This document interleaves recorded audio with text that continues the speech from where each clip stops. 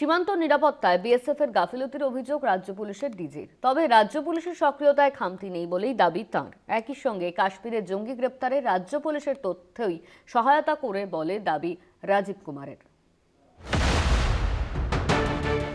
রাজ্যের সীমান্তে বিএসএফ এর নজরদারি নিয়ে প্রশ্ন তুললেন রাজ্য পুলিশের ডিজি রাজীব কুমার।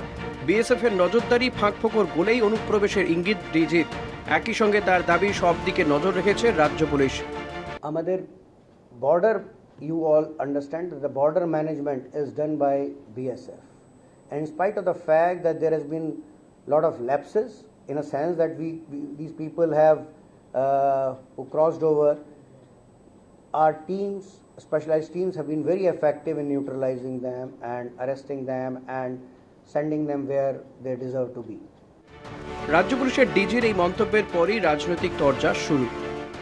দোভাল বলে একজন ভদ্রলোক আছেন, তার উপর দায়িত্ব ন্যস্ত। এনারা কি ঘুমোচ্ছেন? কিছু হলেই বলছে রাজ্য পুলিশ। ভাবে ডিজির প্রেস কনফারেন্স সাধারণত নজিরবিহীন।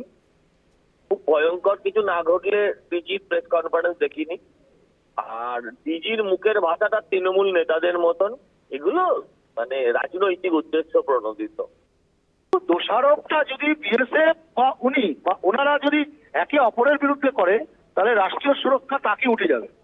ইন্টেলিজেন্স এক্সচেঞ্জ এবং একে অপরের সঙ্গে সহযোগিতা, কেন্দ্রীয় সরকারের ইন্টেলিজেন্স এবং রাজ্য সরকারের ইন্টেলিজেন্স বসে কাজ করতে হবে। রাজ্যের ডিজির দায়িত্ব নিয়ে যখন কথা বলছেন, তখন তো উচিত রাজ্যের মুখ্যমন্ত্রীর দেশের প্রধানমন্ত্রীর সঙ্গে এই বিষয় নিয়ে বৈঠক করা। আমি প্রথম দিন থেকে বলে আসছি যে সমস্যার সমাধান করতে গেলে দুটি রাজ্য এবং কেন্দ্রের প্রশাসনকে একসঙ্গে বসে নির্দিষ্ট পরিকল্পনা গ্রহণ করতে হবে।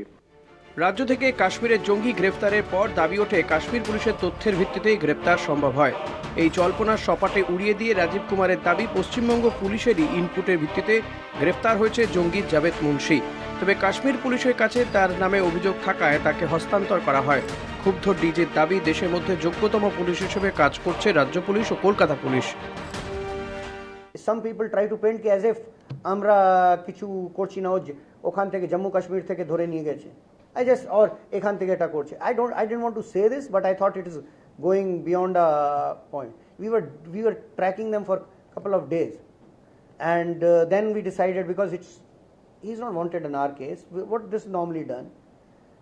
In all cases, it is done like this. It is, you have seen, so please don't see things in perspective, and don't let your shoulders be used for people to paint somebody in a bad light or this thing. প্রতিবেশী বাংলাদেশের অশান্ত পরিস্থিতি রাজ্য তথা দেশে প্রভাব ফেলতে পারে বলে আশঙ্কায় রয়েছে কেন্দ্রীয় স্বরাষ্ট্র মন্ত্রক। সীমান্তের পাশাপাশি রাজ্যের অন্দরও স্থিতাবস্থা বজায় রাখতে তৎপর প্রশাসন। এক্ষেত্রে সম্প্রীতি বজায় রাখার কথাও বলেছেন রাজ্য পুলিশ কর্তা। কলকাতা টিভি।